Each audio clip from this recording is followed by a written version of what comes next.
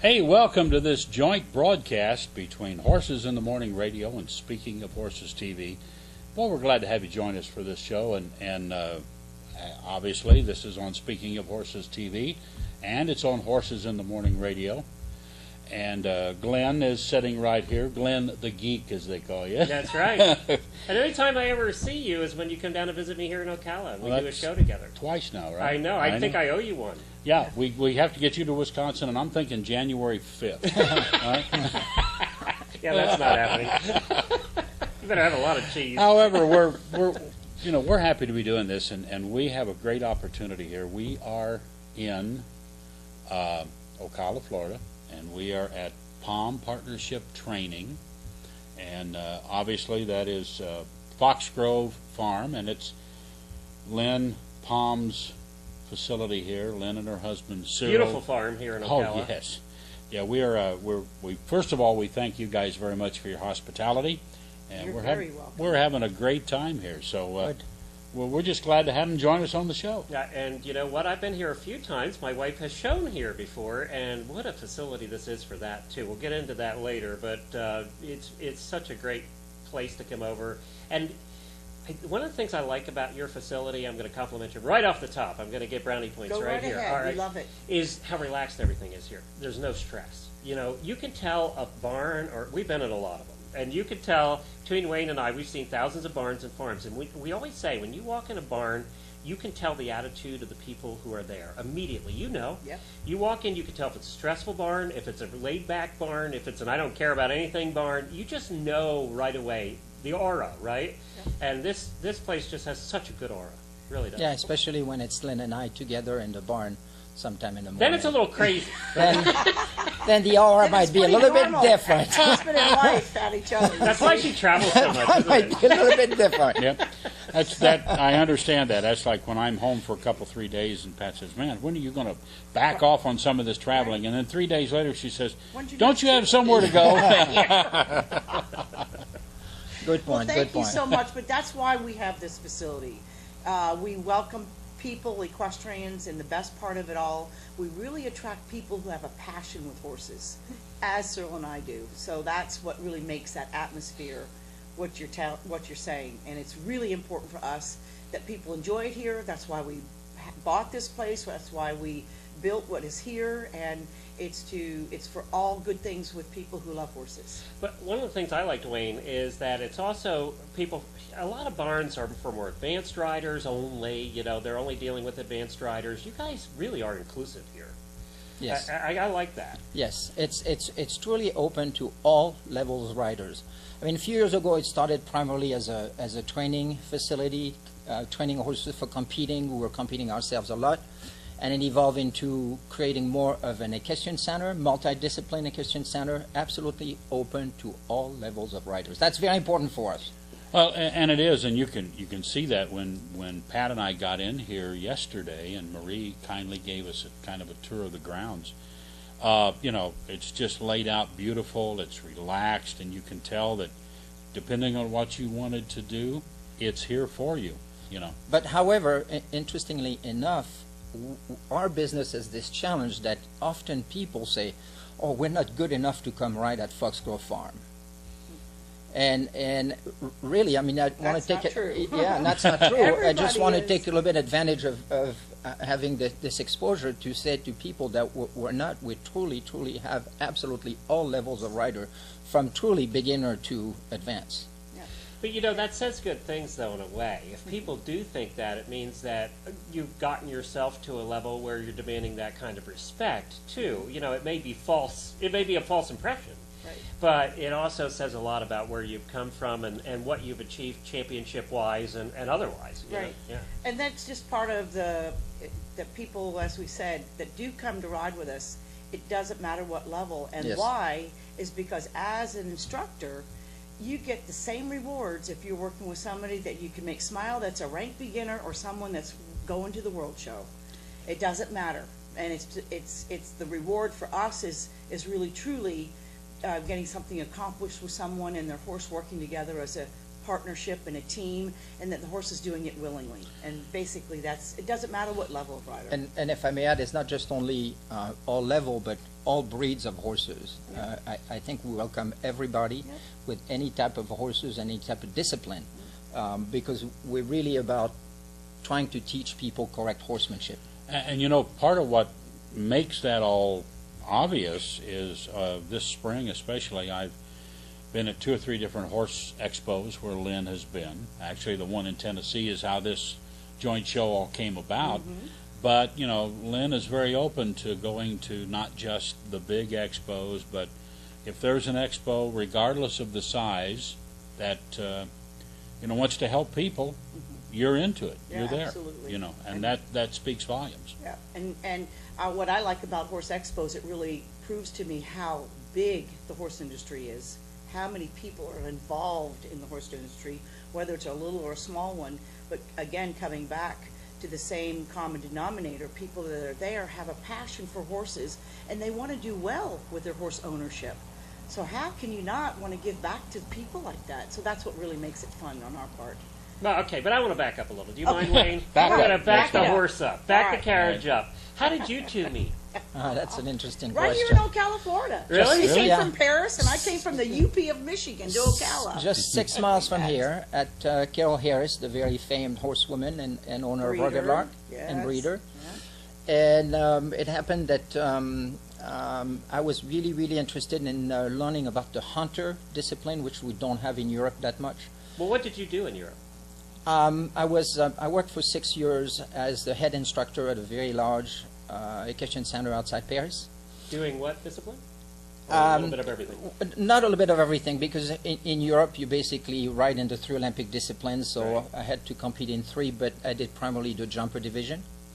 But I also created a school at the equestrian center to prepare young instructors for their first level of certification. Because in France, when you're a horse professional, everything is, you have to be certified. So I did that, but anyhow, to make a long story short, I was really, really interested to learn about the quarter horses, and especially the appendix, the English quarter horses, to try to import back in France as the perfect amateur horse. And teaching horse. And teaching horse. So a friend of mine knew Carol, so can I go at Carol? And I worked for Carol for maybe 3-4 months. That's interesting for me. I come from a very, very formal background. I ended up in a round pen on a 2-year-old quarter horse with a Western saddle. So you want to talk about a culture shock? Like, okay, now what do I do? What's this thing right here Yeah, in the what's this middle, right? round pen thing? Let's not go into that direction, because it's a painful memory. How hard is it to jump in this saddle? But anyhow, after a few weeks, I'm standing here. Oh, this big-time trainer is coming to the farm, and she's like this, and she's like that, and whatever. So Lynn comes in, and I learn a lot by watching. So one day when I was done with my horses, I see Lynn riding, and I go watch her, and I see this lady on this big horse with Western tack, and she looks great, because coming from France, for me, Western riding was basically John Wayne in a Rio Bravo, and Western riding was not synonymous with good riding. And I see Lynn riding with this beautiful position, and so I got very intrigued. And so that's how we started sharing things between professionals, and very quickly, just want to say the French charm operated. So who was it? So who was Oh, it? yeah? Was it Yeah, fresh yeah, I want to time? ask Lynn if that was true. All right, Helped. yeah, It no, helped. it helped. So who was love at first sight? Oh, neither one of you. Okay. No, yeah, I have to say, and now let's be serious. One of the traits that I appreciate the most about Lynn as a professional is she's extremely open-minded. She didn't know me from Adam, and one day she was working this horse over fences, and she knew I had a little bit of experience over fences, and she said, "Would you help me? What do you think? Do you have any suggestions?" I really love that about Lynn. Right. And it happened that at the time, Carol's were going through a difficult time, and she basically, when they tell me, "I don't need you anymore, you can go back to France." And Lynn was really gracious, would you come with me in Michigan and keep learning about the quarter horses and everything? And I will never forget that, because it was a pretty stressful time, and Lynn was great. And So then 2 years later, I didn't let him yeah, go back to that's France. it. So it's a pretty cool story, And actually. how often are you in a Western saddle now? You're asking for With trouble. the young horses, for sure. Yeah, no, seriously, with the young horses, I'm fairly tall, so if I have to ride really a young horse, often I will use the Western saddle. Also, if that young horse is a little bit spirited, I'm telling you, I discovered that the Western saddle can be a great tool to stay on the horse, believe me. So, You know, and things hurt more when you get older, don't they? When you Oh. fall, it just Yeah, starts you hurting can't more. do that. Yeah. Absolutely. You can't do You got to fall off less. You Yeah. don't bounce as much, you splat more. that. yeah, and that's why Lynn and I now, we used to really specialize in a lot of young horses. We used to have a lot of young stallions. We don't do that anymore, obviously, because as you get older, and if anything happens to either of us, I mean, we need to run the business. We need to be able to continue to operate. So you have to be more careful, or use a little bit more common sense as you get a little older. Well, now that you're here in this facility, now when did you get this facility? 97? Yeah, we bought it in 97. 97? Yep, and it was a turnkey place. Oh my gosh, we were Boy, you very couldn't tell honored. that now. Well, yes, but we were Been a very lot of work. honored to buy it from a man who had terminal cancer. His name was Raymond Burr, not the actor, but a Hall of Fame USEF horseman. Oh, I wow. mean, Yes. so he did Hunter Jumper. That's where he made his name in in that world. And then when he retired from that, he got into the racehorses here in Ocala. He pinhooked. He Was very bred some successful. mares. He was very successful, and what a horseman! And we found out about this place through a friend, and we got to meet him, and we connected so well. He even let us come on the farm with our horses before we even had the place bought. So it was great because we gave him a little more inspiration about living, and it was great. So we did have a great opportunity with him. It was a third farm he had developed in the Ocala area, so he had a real knack for it. And then our main lodge that we have here, and another guest house, and where we do most of our entertainment and meals and so forth. We built that ourselves, and it took about a year. Year and a half. And we're on Yeah, that and a porch half. right now, actually. Yes, Yes, we're on yeah, that porch. exactly. And so we've been here since, yeah. And we did put in a covered arena. Again, 2006. we started to go less to Michigan, back to Michigan, which we still have our facility up there.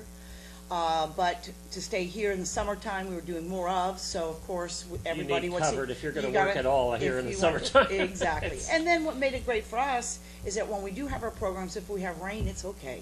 So we still have, Right. the programs can go on, so it really makes it Give great for us. give people an idea. Now we are located just north of Ocala, Florida. Here is where the farm is. Not too far off the highway, actually. Give people an idea of the size of the facility you have here. We're 38 acres here.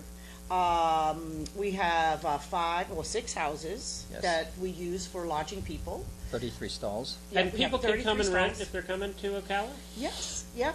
We've got what's most popular is our resident program, we call it. That's again in January, from December through April, Through April. are the 5 months that people just love to come here, spend the winter, bring their horses. The husbands usually are very good golfers, so it works great. The women does the horses or whatever, but they come and stay an extensive period of time. They ride with us, they lodge here, they keep the horses here.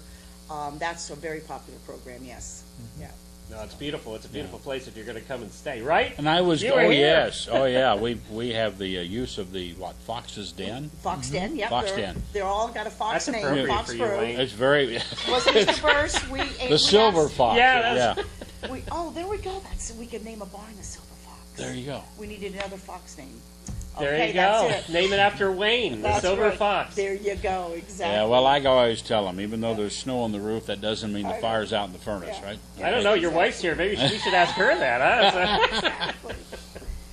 So, Mr. Burr let us keep the farm name, so all our houses and everything's got a fox name, but we had 2 barns we wanted to rename. And How one's many gonna be barns the are Silver. here? We have 3. 3. Okay. Yep, yep. And we have the main show barn, a smaller barn, and then we have a barn dedicated to the students Yeah. that come. So is most of the activity here the training, or is it training board, or is it students, or a little bit of everything? It's really a lot of different options. I mean, we're extremely flexible. We have horses in training. We have horses in training with their owners and come in training. We have people that just take private lessons, or people that just here and don't ride with us and just want to use the facility and enjoy the weather. It comes back to what you said at the start. It comes back to any level, anything you want to do. Yes. You can come down here to your facility and find, boarding, find lessons, find whatever you want. You are open to all of that at this facility. Yes. And I like our different clinics that we also offer.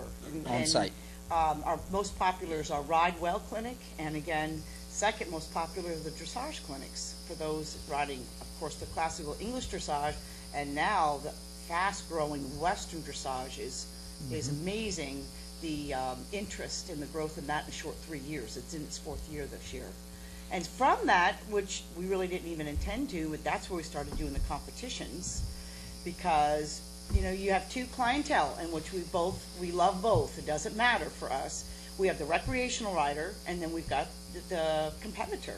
Well, what we did for the recreational rider, which also is both a dual success there, is that we took 3.5 acres and we built a natural obstacle arena where people would encounter what they could encounter on a trail ride. And it is probably, Wayne, one of the so best cool. ones in Florida. We were looking at that yesterday. It's the first one anywhere toward the Midwest and the East. It's really great. And I got the idea of it started in the Northwest. I was doing clinics in Washington State, and the Northwest is very popular because of trail riding.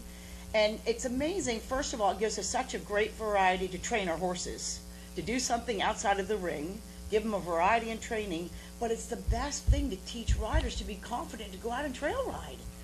But so for the recreational rider, it's been perfect there, but for the competitor, we started making a course, and the course is you have to show good horsemanship. Yes, it's not just the obstacle. It's just not an obstacle. It's not just an obstacle course. Yeah, so that part we really like, and so it blends with the dressage together.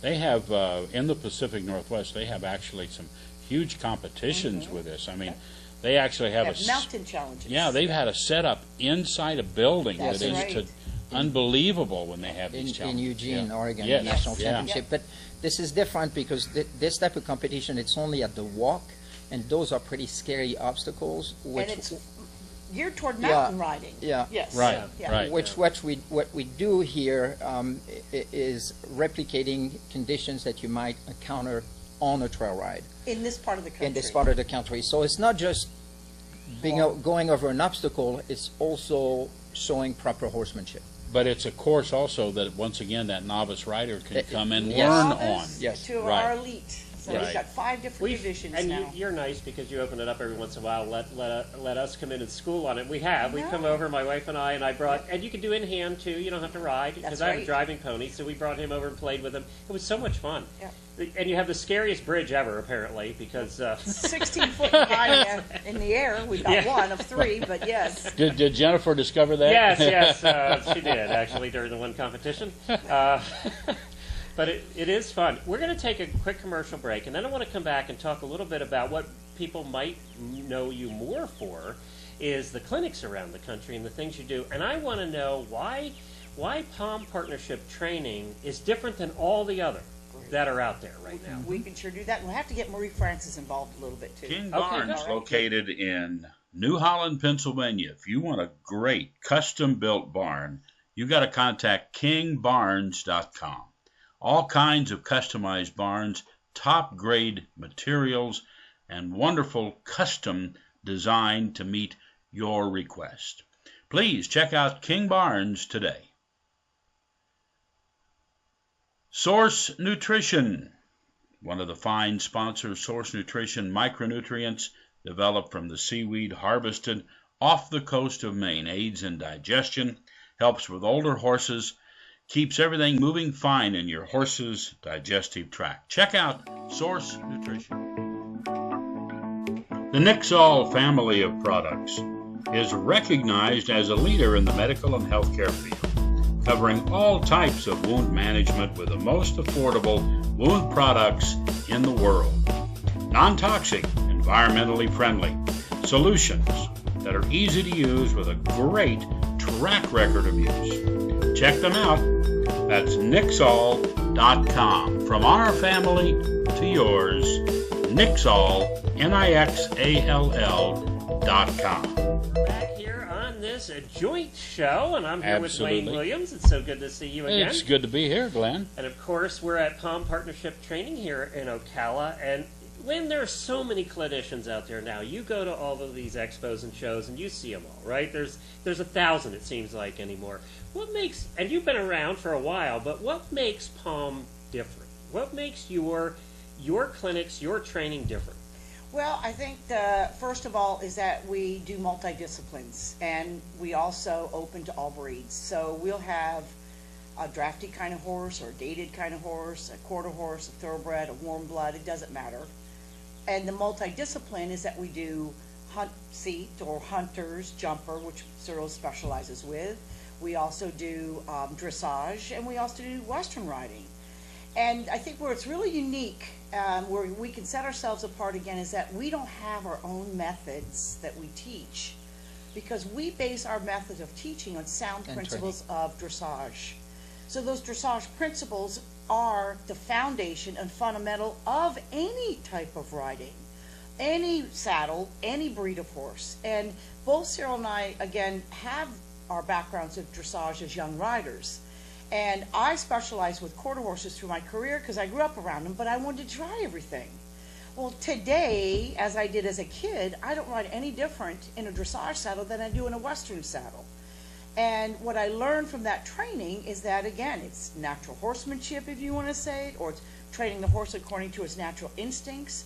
But the main fundamentals that really relate to all of this is, in any sport, you have to have a correct position for balance. We have to have a way to communicate with the horses, and it's through the natural aids that we communicate: seat, legs, and hands. That's how we can do it naturally. And then it's our responsibility, and again, where we're unique, we improve the rider to improve the horse.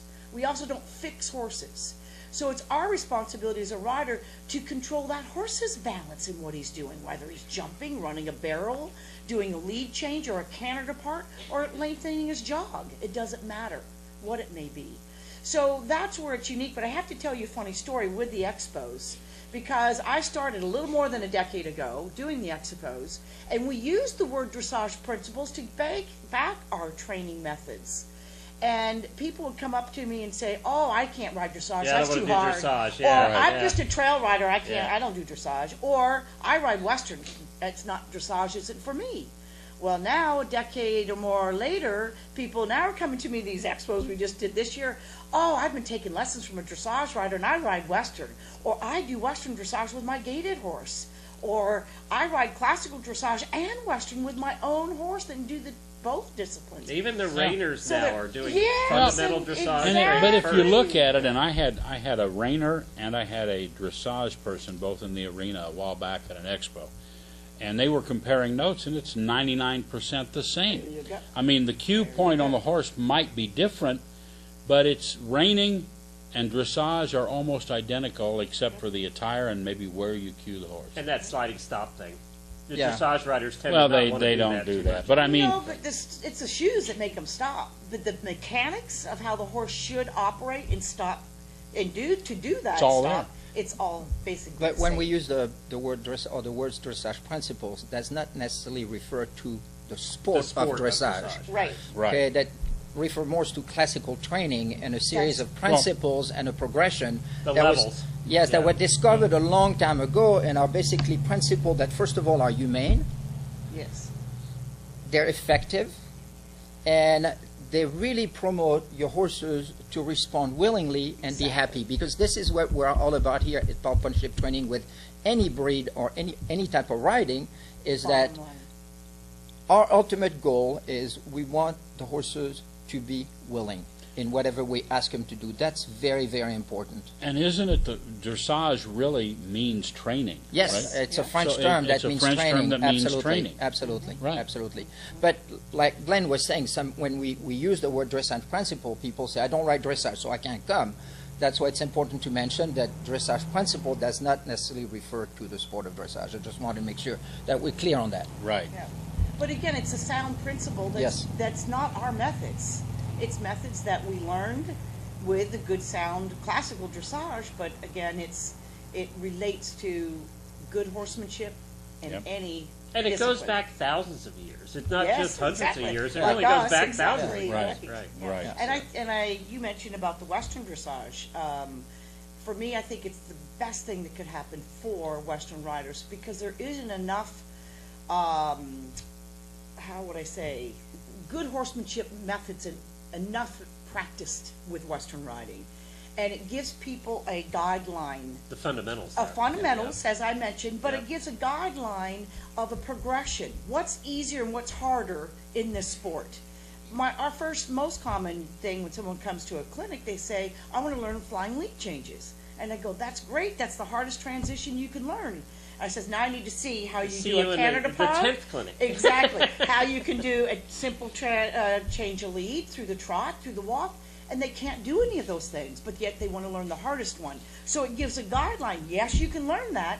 If you do these principles first, then you can have success You have with to the build other. to that Absolutely, point. Right. sure. You Yes, have and to That's build. hard because that's human nature, right? We all want Yes. to get Yeah. it done But tomorrow. that's And I- right. and- But yeah. most of the time people don't know, see, Right. And I had a in the gentleman. Western world. And I think that's where Western. One second, Wayne. I Go ahead. think that's where Western dressage really is bringing in a whole new group of people that we've never seen before.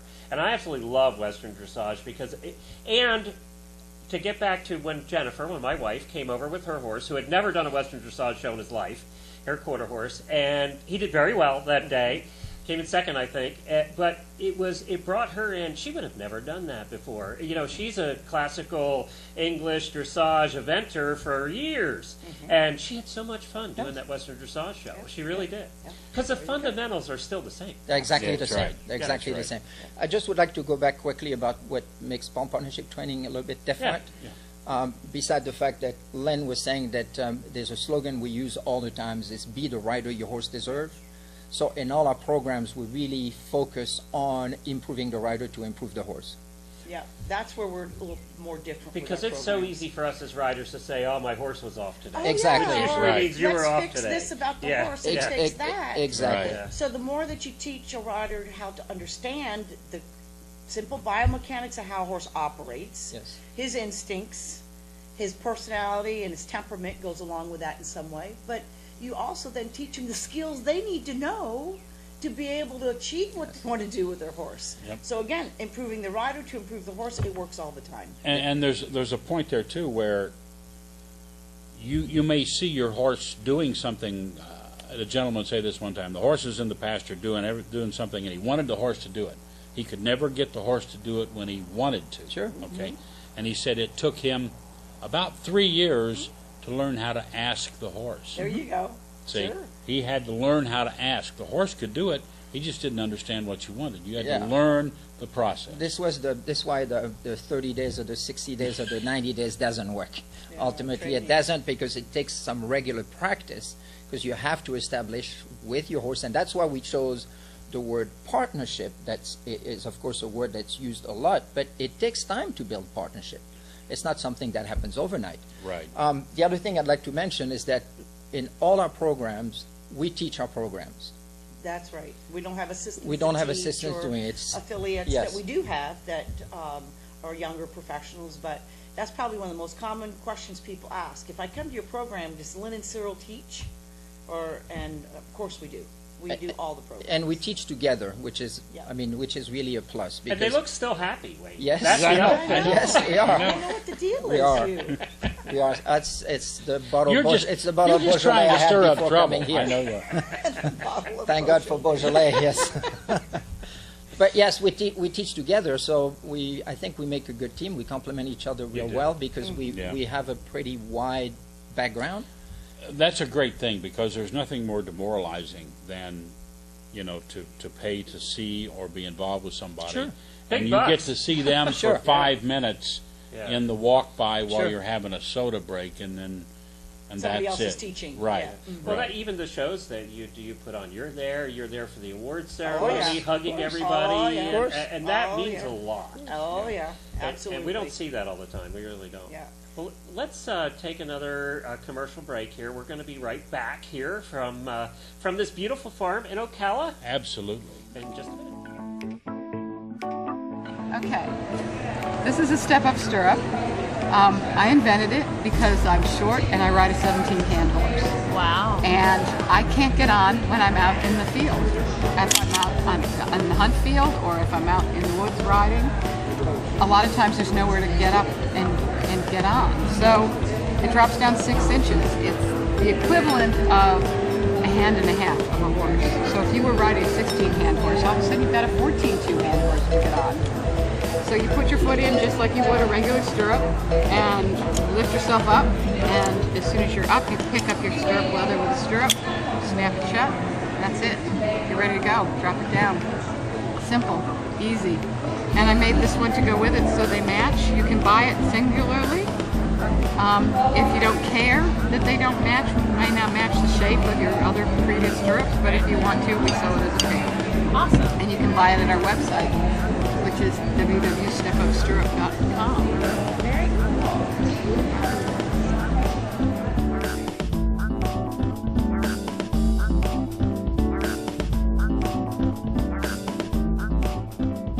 They are our family, and we only want the best for them. No standing water means clean, good tasting, algae-free, mosquito-free, and virus-free water. No risk of electric shock, no risk of fire from faulty wiring. Cool water in the summer, warm water in the winter. Water delivered fresh from the water supply at 50 degrees year-round.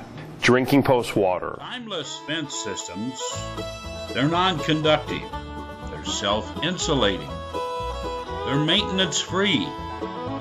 Beyond that, they're very easy to install. They'll last for years and years. Timeless fence systems. Check them out. And we'd like to introduce you to L&D Trailers. They're announcing their dealership featuring EQUI horse trailers of Britain. A full line of high-quality trailers, and soon they're going to be introducing total vans, horse trailers, and comfortable quarters. EQUI. Hey, we're back. It's our joint Simulcast, Horses in the Morning Radio with Glenn, and speaking of horses with Wayne Williams, we're glad to be here, and we are joined now by Karen Butler and by Marie Francis, and you guys are student and office manager, farm manager. What's your title? All-around manager, What's your title, I'd say. Marie? I see her here all the time. I don't know that I have one title. It could be anything from booking a clinic, cleaning stalls, feeding horses, puppy sitting, driving to horse fairs, horse expos, competitions, Oh, you so name you it. I drive do a and little she bit of sleeps, everything. right? I- Lynn sleeps. Or Lynn, she's got to get her upgrade to first class, so she may be headed on the Delta flight.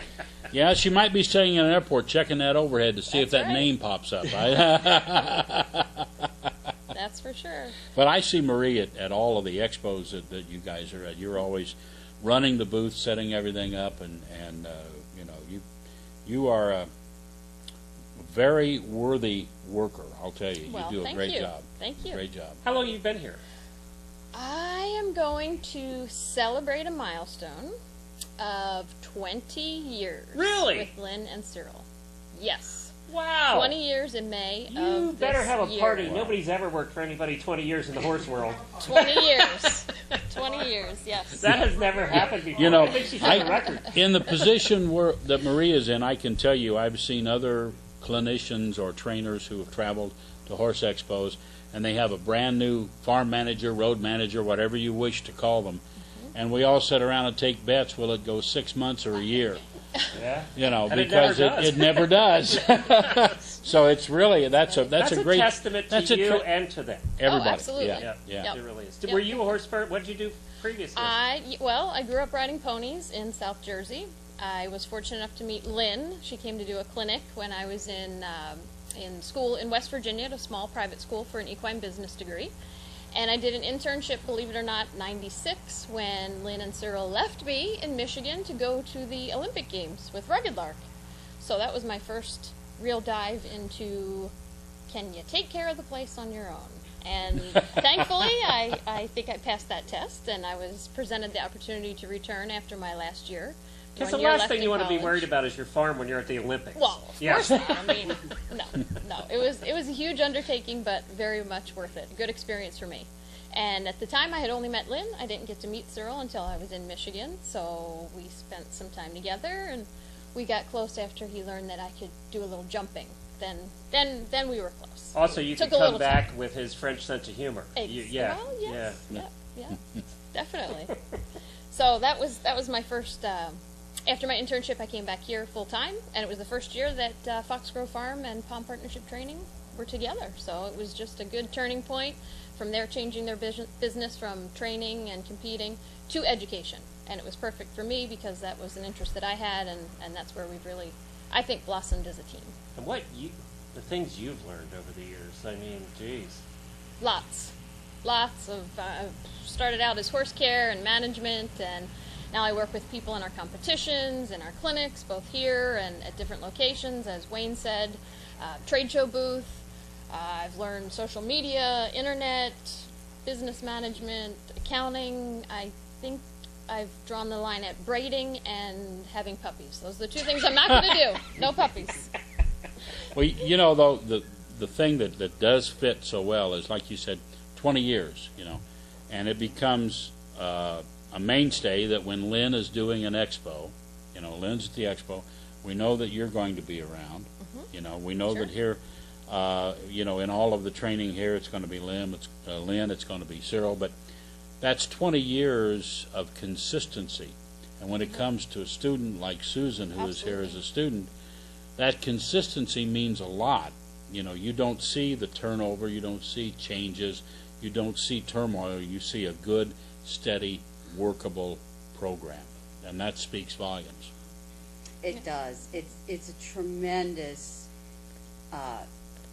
relief to be able to board at a place like this. I'm a full-time boarder here, and I've been in Ocala a little over 2 years, and my first year was kind of rough with finding a place for my horse, and then I kind of got in a real bind. I had met Marie Francis when I was exploring Western dressage and had gone to just watch a show. So in desperation, I picked up the phone and said, I'm in trouble. I have about a week. I need to find a place to board. I thought for sure there was no boarding here. And so I was just looking for... In the horse capital of the world. I know, I know. And I was just looking for, where do I go? And she goes, well, we board here. And I moved in, I think, 2 days later, and that's a year and a half ago. And boarding, you know, boarding is so hard because there's so few barns that don't have drama. You know, there's so few barns that aren't just a nightmare for whatever reason. Right. You know, there's so many reasons it can be a nightmare. And so to hear you say that means a lot because it's not easy. No. Yeah. It isn't at all. We were looking for a place here a couple of years ago. Pat and I were in Wisconsin, and boy, some of the places you would go to, you'd say, you know, it just no. Sounded really good in the ad, but there's no way past that, right? Right. This place is just phenomenal. Right. And, you know, having decided that Western dressage was the direction I was going to go with my horse, I decided that before I moved here, but then to be boarding here and training here with the people that, I mean, how much closer could I get to the beginning of everything? Well, you've got to tell us about your pony. Oh, yeah. He'll be 10 in a few days. His name is Fitch. That's his barn name, mainly because I found him in Fitchburg, Wisconsin, where I was living when I was living there in Madison. So what is he? He's a quarter horse. Yeah, he was bred by Keith Moon up in Minnesota. Okay. And so when we moved down here, it was kind of an abrupt adjustment for both of us.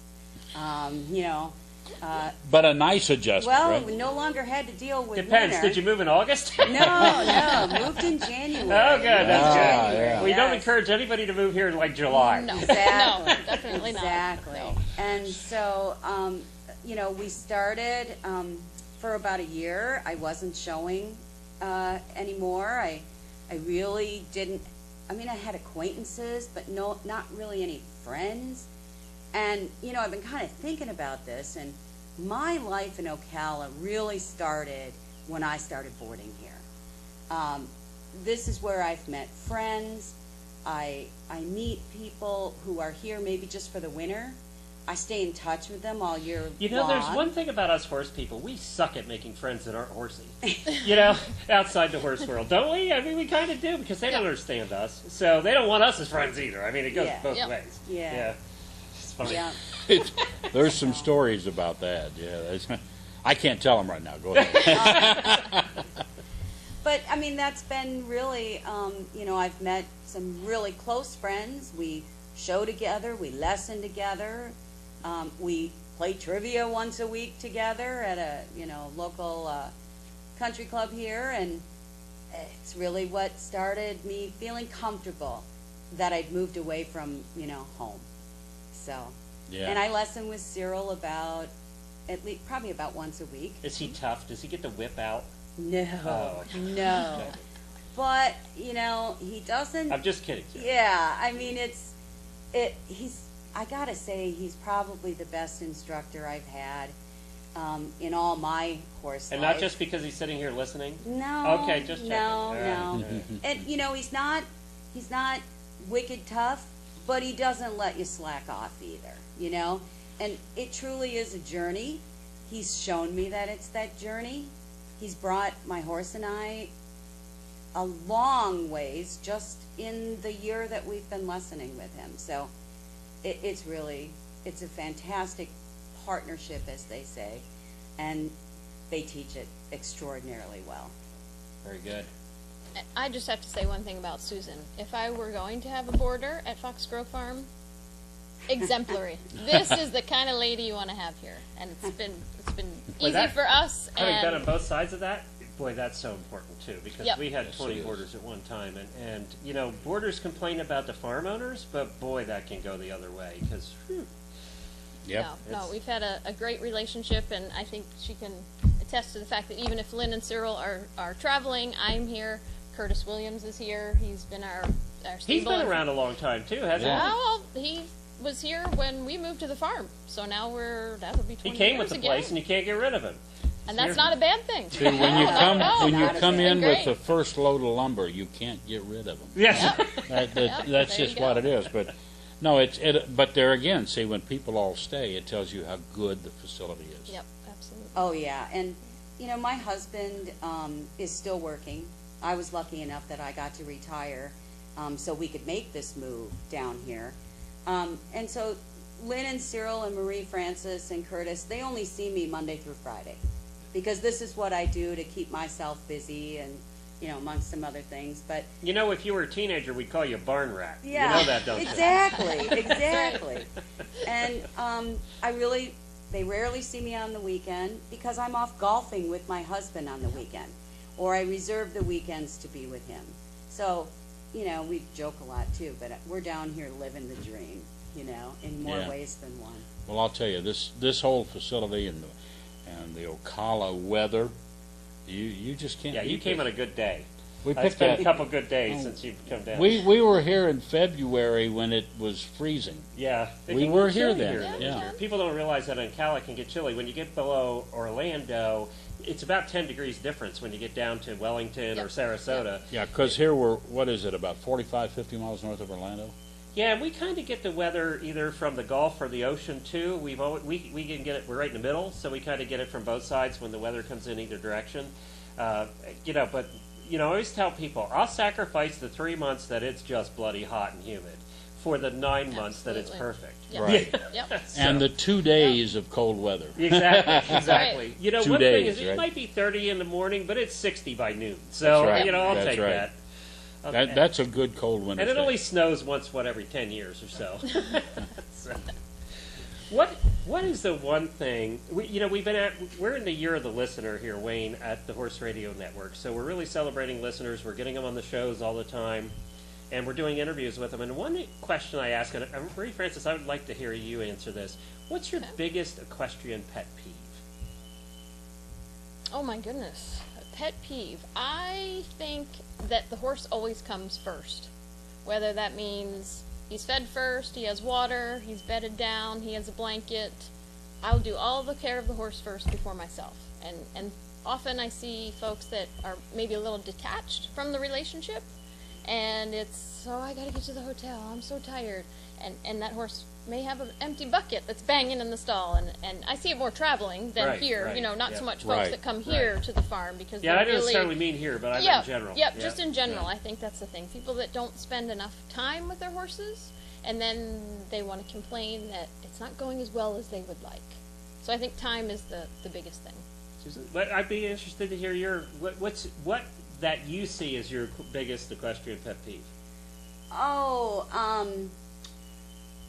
What really bothers me is when you see a rider who, for some reason, something hasn't gone right, but they immediately, it's the horse's fault, and they take it out on the horse. That really bothers me to see that. I can have something that doesn't go well, but more than not, it's probably because I didn't do something right. 90% chance you didn't. Yes. Right. I always call it operator error. Yeah. So it's operator error on my part. Stop, regroup, but it certainly isn't the horse's fault. That's a good one, actually. That's excellent. Yeah. Generally, it is not the horse's fault in almost all cases. There are a few times, maybe it is, but in almost all cases, it's not. It's some miscommunication. It's pilot error, in most cases. I got to ask Wayne that question. You've announced at 1 million horse shows, okay, all across this country, all different kinds of horse shows. I saw you at the WAG. You were at the WAG doing announcing. Yeah. That's where we met the first time. That's right. Actually, was at the WAG in Lexington. So what's your biggest equestrian pet peeve? You've seen it all. Well, it sort of centers around what Marie said, but it's the guy that shows up at the gate, piles on the horse because somebody else got the horse ready. Somebody else did all the stuff, piles on the horse, goes in the arena, it doesn't work well, and he cannot figure out who to blame. I've seen it 1 million times, and in the entertainment side of it, when we're doing like evening shows, the people that are going to put on a good show have been working with their horse through the day and all that. You can't just pull them out of the stall, take them in, and do it. It's the person that doesn't spend the time. They just go and they pile on and say, he'll be fine. I'm guilty of that myself, okay? I have done that myself with my own horse. He'll be fine, But when you watch them and it's an evening show and it's their chance they're not showing their horse, they're showing off their horse. And they're showing off their abilities. And I wonder why they didn't take a little bit more time to prepare. Why did they just expect it to happen? Because they had a top trainer, they had this, At some of the horse shows, you see the trainer of the horse go in the open division and win all kinds of stuff. And then the amateur owner, they get on and they get the gate, okay? And they don't understand, but they don't spend any time with the horse. The trainer does it all.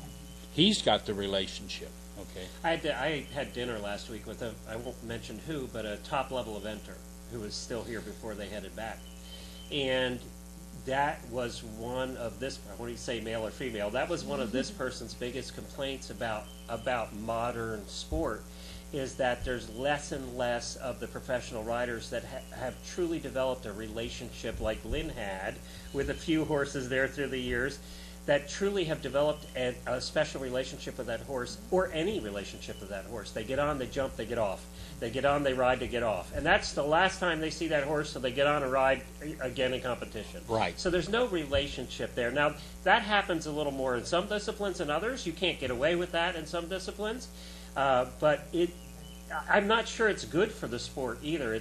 That relationship is what the true partnerships, the true partnerships that we've seen, including Lynn, through the years. Well, I have to comment on this because I was at a horse expo a few years ago, and I forget who was there. gentleman was commenting at a round table, but he was a dressage instructor, and one of the questions from the audience was, well, you know, I know it takes all these years, this level, moving up through the ranks in dressage, but how could I go from here to here? In other words, how could I circumvent, okay, or skip steps to get there quicker? And he just gritted his teeth, and he says, always in America, you want it tomorrow, okay? He says, you can't Was he have it German? tomorrow.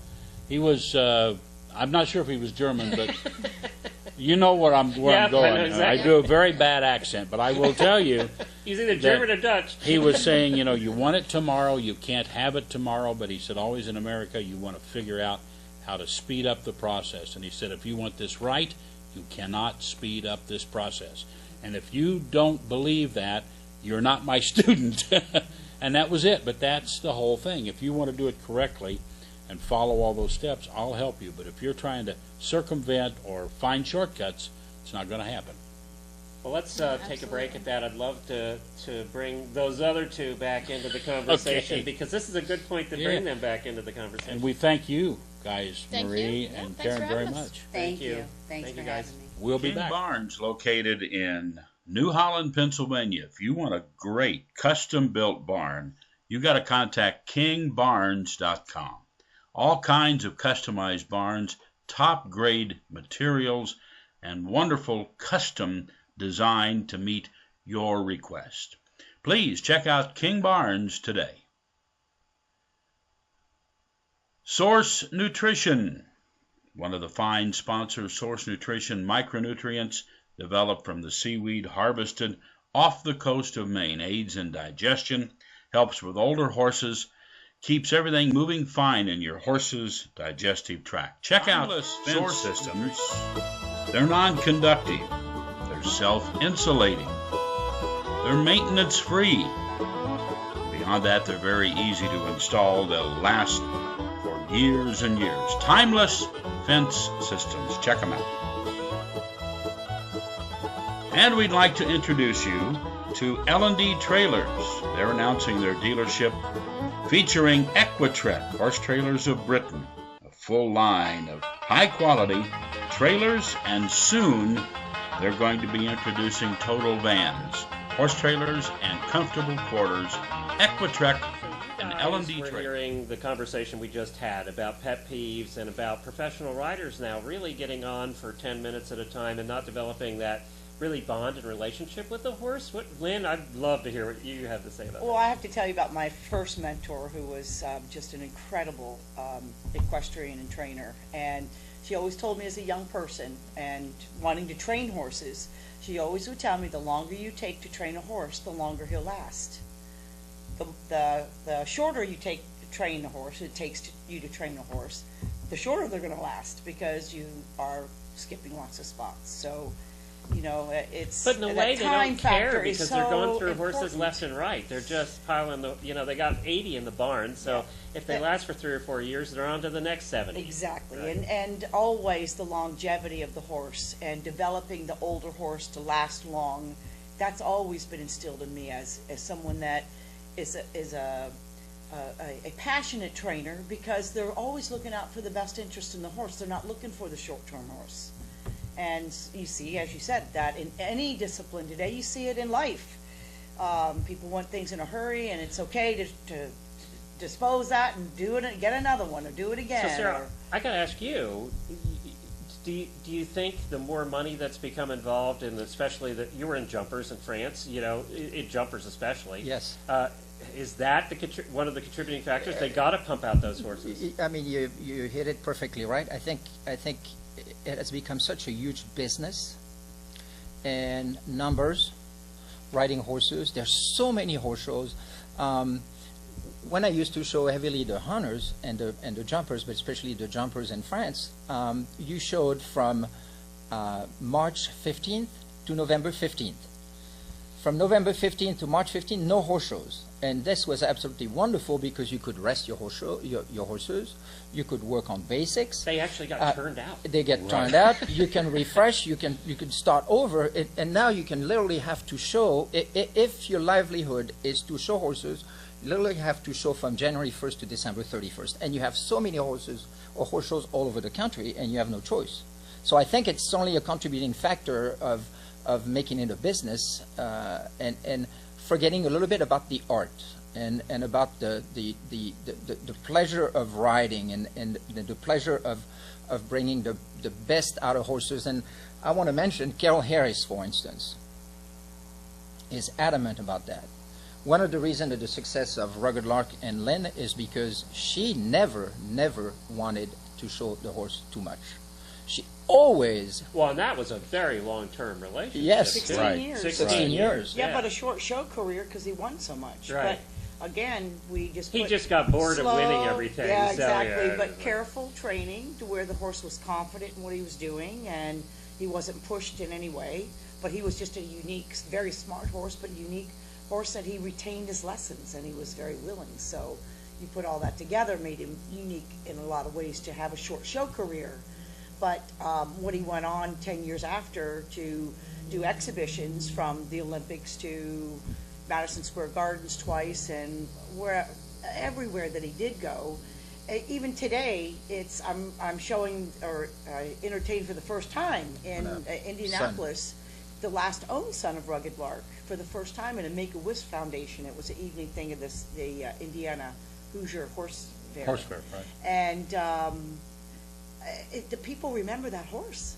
They don't forget him. You know, that was the beginning of my introduction. Do you remember he was talking like it was the horse talking. His name is Lark's Home Run. And do you remember my dad, Rugged Lark? I mean, the crowd went crazy. They all remembered him. And that's longevity training right there. And I'm going to go from the other side, too. There are the exceptions out there now. The Charlotte Desjardins of Allegros, Yes. who truly does train that Yes. horse and has the relationship and the bond Has and it. really wants to be with that horse forever. Absolutely. So I think there are exceptions Yes. Absolutely. to that out there. Yep. I don't know. So And where's the future of the sport? I just think that you have no choice. To reach the highest level of your discipline of your sport, you have to spend time with your horse. Yeah. You have to train your horse. Yeah. That will not work. Right.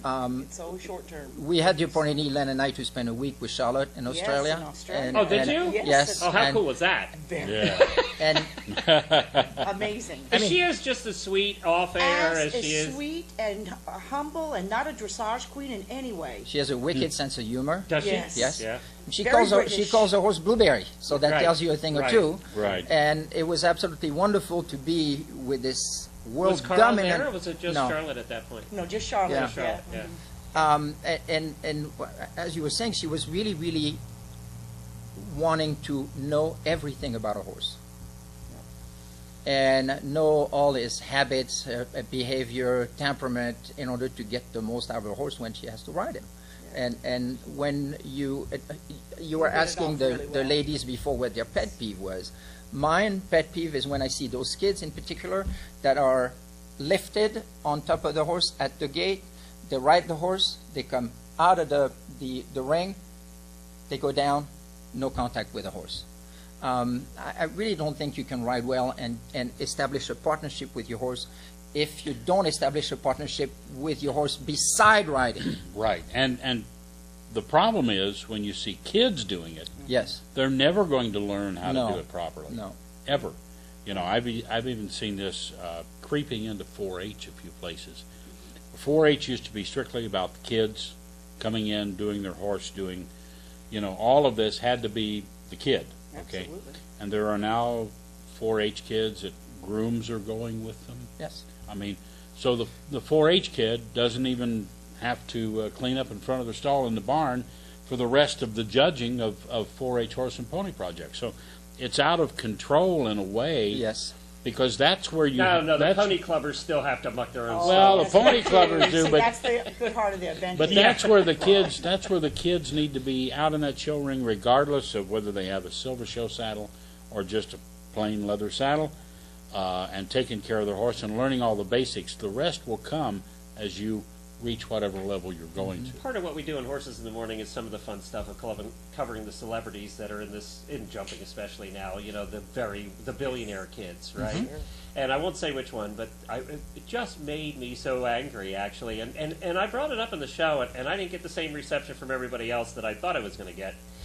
She said in an article, they asked her, you know, are you going to have a farm and ride after your riding career is over, your professional riding career? And she said, no, I only ride horses to compete. I don't really care about horses all that much. I won't own horses after. It was just for the competition. And for me, that just pissed me off.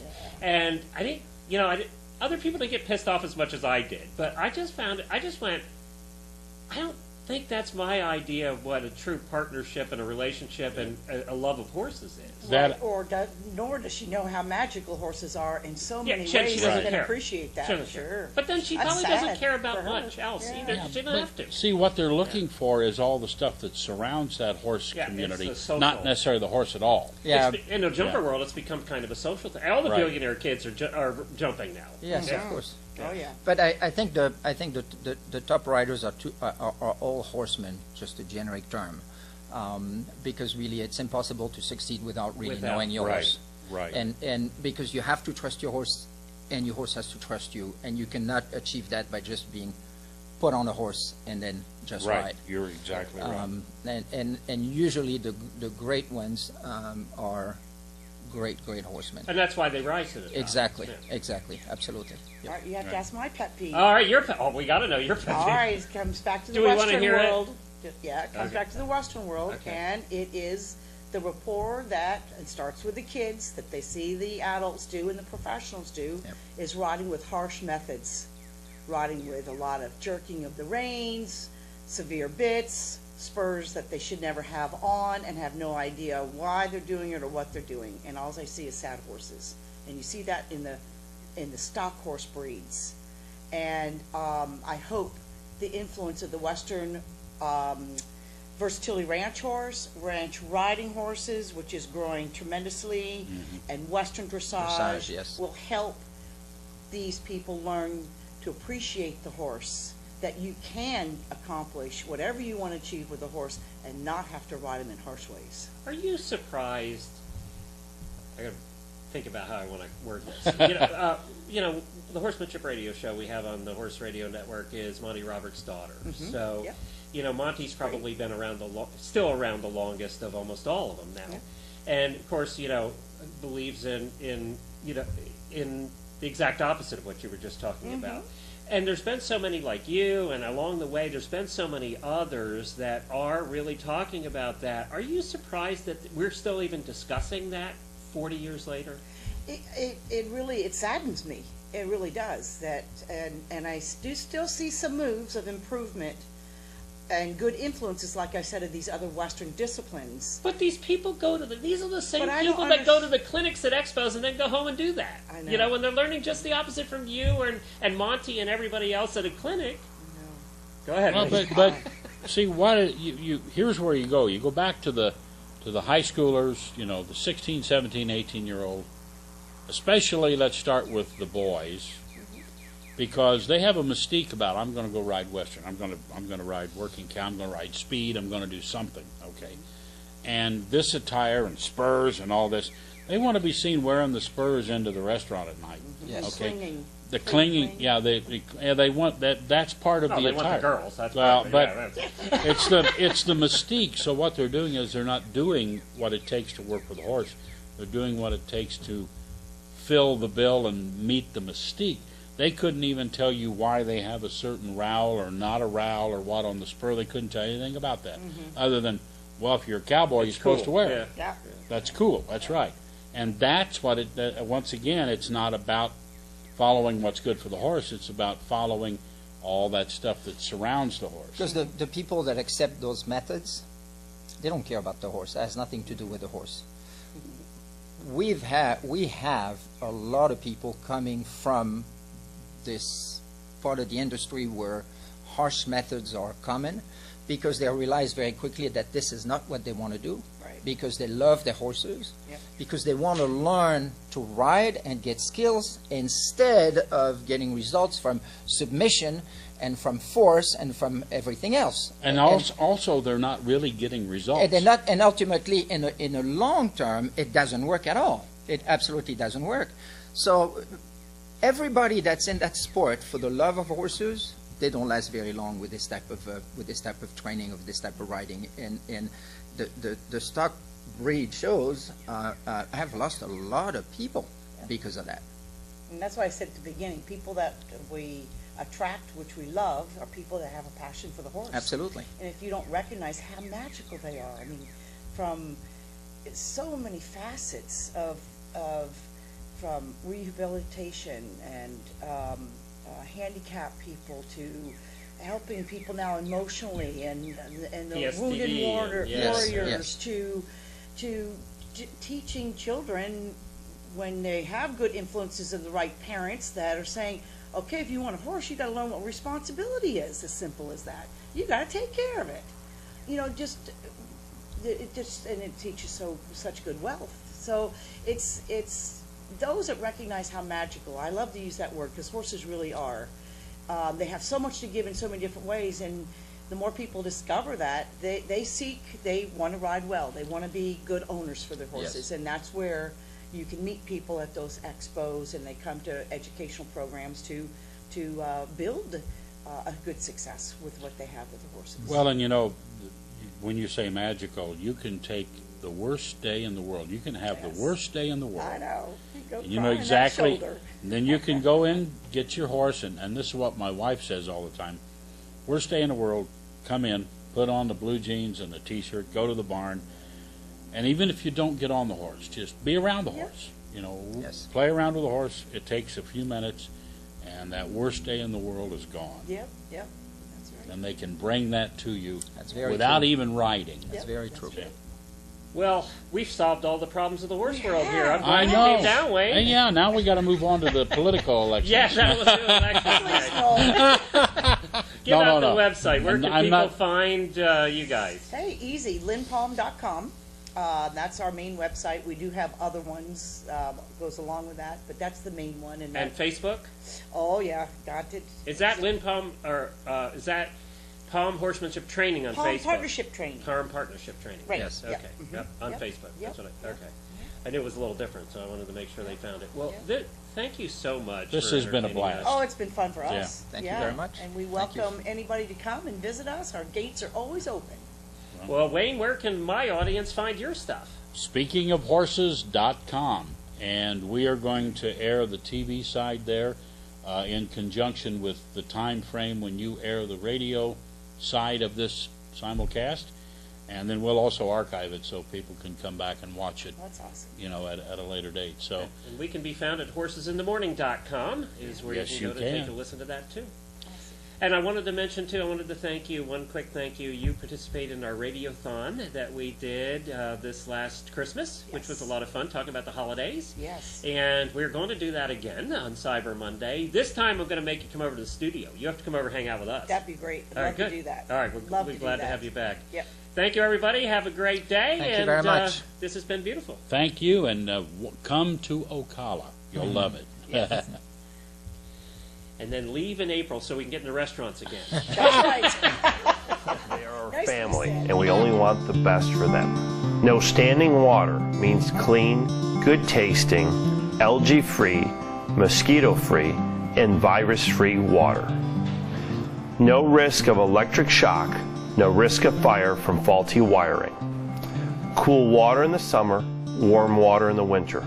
Water delivered fresh from the water supply at 50 degrees year-round. Drinking Post water. Okay, this is a step-up stirrup. I invented it because I'm short and I ride a 17-hand horse. Wow. And I can't get on when I'm out in the field. If I'm out on the hunt field or if I'm out in the woods riding, a lot of times there's nowhere to get up and get on. So it drops down 6 inches. It's the equivalent of a hand and a half of a horse. So if you were riding a 16-hand horse, all of a sudden you've got a 14-2-hand horse to get on. So you put your foot in just like you would a regular stirrup and lift yourself up, and as soon as you're up, you pick up your stirrup leather with a stirrup, snap it shut, that's it. You're ready to go. Drop it down. Simple, easy. And I made this one to go with it so they match. You can buy it singularly. If you don't care that they don't match, may not match the shape of your other previous stirrups, but if you want to, we sell it as a pair. Awesome. And you can buy it at our website, which is www.stiffupstirrup.com.